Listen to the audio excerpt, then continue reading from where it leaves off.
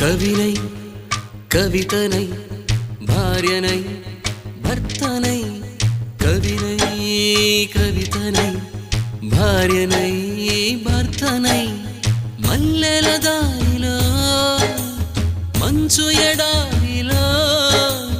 మల్లెల దారిలో మంచు ఎడారిలో పన్నీటి జయ గీతాల కన్నీటి జలపాతాల నాతో నేను అనుగమిస్తూ నాతో నేనే రమిస్తూ